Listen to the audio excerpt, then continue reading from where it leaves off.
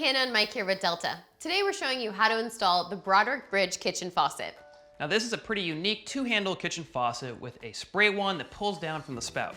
It fits a standard 3-hole sink configuration and it's a really easy installation. You'll only need a few tools to get it done. A Phillips screwdriver, and we recommend a long one because it's easier to reach behind the sink. You'll also need an adjustable wrench to attach your supply lines and some safety glasses because we don't want anything falling into our eyes when we're working under the sink. You might also want to grab a flashlight to see what you're doing down there. We're going to flush our lines for this installation too, so go ahead and grab a small bucket or a pot and a towel for any water cleanup. Lastly, if you're installing this on a sink or countertop that's not totally smooth, you may want to add a little bit of silicone to ensure a nice watertight seal. All right, I think that's everything. Let's get going. Let's do it.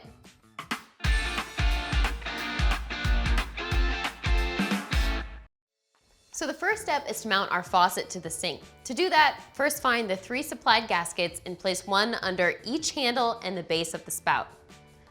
We're going to peel off this adhesive. Now you'll feed your gasket with the adhesive side up over the supply line and over the shank, and it should just seat perfectly down at the base of your handle or spout. Okay, perfect. Now we'll repeat the same steps for the spout and for the other handle. Now we're going to feed our supply lines with the gaskets in place through our 3 holes and drop the faucet into the sink. Be sure the faucet is facing the right direction by checking that the words hot and cold are facing out. Also, you want to make sure not to rip or tear this tag off when you're feeding your supply line down. It does have some important information on it. All right, now if you have an uneven sink surface, this is where you would apply that silicone. Ours is smooth, so I don't have to worry about that. Okay, now I'm gonna have Mike tighten it up from underneath. Now that we have our faucet dropped into our counter from above, we're going to start tightening everything up from below. To start, I'm going to take my washer, feed it over my PEX supply line, followed by my mounting nut, and that's the one with the screws on it. I'm going to push it up on my hot side first, up over the shank, and then hand tightening everything to the bottom of my counter.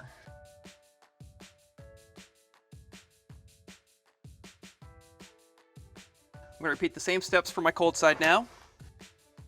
All right, so I've got those mounting nuts hand tightened up there, and the next step is going to be to lock them into place using those locking screws. But before I do this, I want to make sure that everything's nice and centered up on the sink up above. So just make sure your faucet looks nice and square before locking these in place.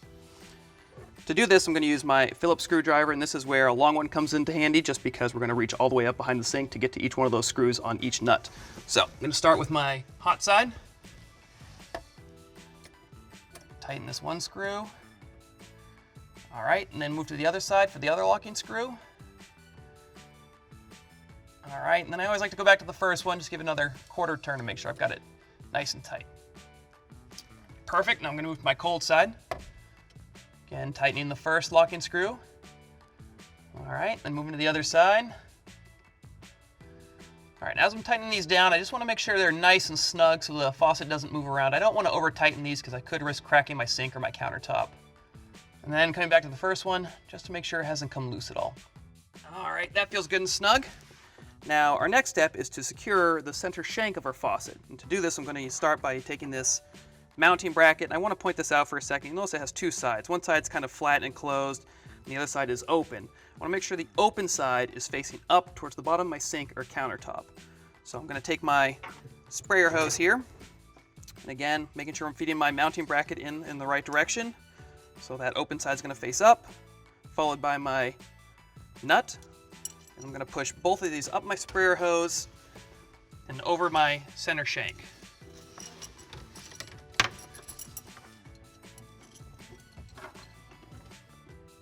Just going to hand tighten this nut on the shank. All right, that feels good and snug. And then finally, I've got this little included wrench tool that helps me tighten my nut. So I'm going to push that up over the end of the sprayer hose. Again, I want to make sure the wings of it are facing the floor. So I'm going to begin by feeding my spray hose through the center of my wrench here. And then push it up over my shank. Make sure it locks into my nut. And then this will allow me to give it just an extra little bit of tighten. Make sure everything's nice and secure. All right, that feels great. And now we're ready to move on.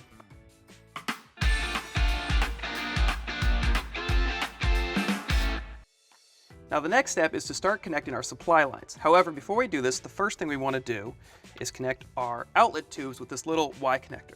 Now the outlet tubes are the shorter of these gray tubes. You'll see it sticking out of your end valve, one on each side, one for hot and cold. And we're going to push these shorter gray tubes into the top of the Y, kind of these little branches on either side. Now there is an option to cut these if you need things to be a little bit shorter, even things up. However, mine looks pretty good under here, so I'm just going to go ahead and continue on. So I'm going to take my Y connector, start with my first outlet tube, just go ahead and push it right down in there. And one thing I want to point out about these little lines on there too, is Delta's provided those to show you kind of how deep you need to push it. So once you push the Y connector in, you'll want to cover that next line.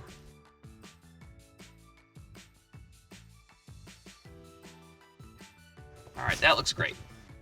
All right, now that we've got that Y connector installed, the next step is going to be to connect our supply lines to our stub outs. I always want to make sure that I'm connecting the right supply line to the right stub out.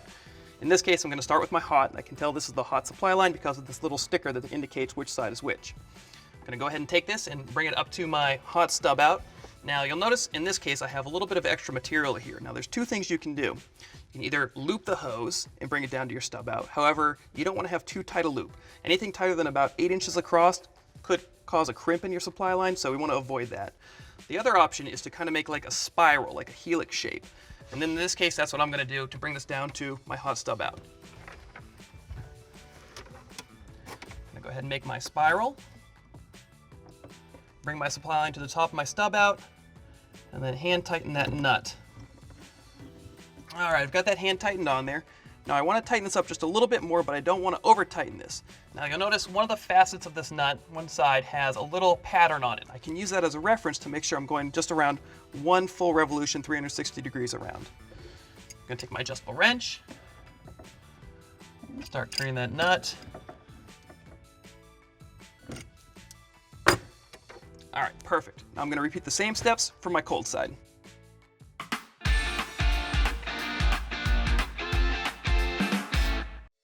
All right, so our next step is going to be to flush our supply lines. Now this is always a good idea because we want to remove any debris that could have gotten caught in our supply lines during the uninstall of the old faucet or the install of the new one. Now the first step to do this is to make sure your faucet handles up on top of the sink are in the off position. Second, I'm going to go ahead and turn on my supply lines, first the cold and then the hot. And now is a great time to check for any leaks. I want to check right at the bottom of that nut that we tightened up in the last step. Everything looks pretty good here. All right, now when we flush the lines, water's going to come out right at the bottom of this little Y connector that we previously installed. So I'm going to use my bucket here and kind of hold it under that bottom of the Y. Now I've got everything in place. I'm going to turn on the hot and the cold valves to the full position up above, and we're going to flush the line for about 30 seconds.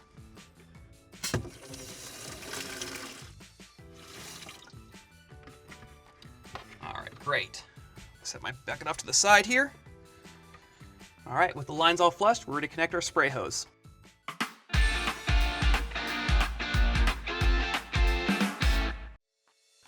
All right, so one of our last steps under the sink is going to be connect our spray hose to our Y connector. Now I'm going to start by using my hose weight and feeding my spray hose through the middle of it, and then connecting this to the bottom of my Y connector. And as I do this, I want to make sure that my hose is free and clear of getting tangled on anything else. It's not wrapped around anything, so it can function freely up and down. Once I've got that connected, I'm going to use this little blue clip. It's going to hold things in place. Snap it in from the side. You'll hear it snap in place.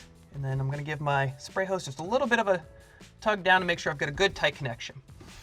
All right, now before I leave under the sink, I want to make sure I'm checking all my connections one last time here at the stub out, and then also at my Y connection, my spray hose. Just looking for any drips of water anywhere, and everything looks good.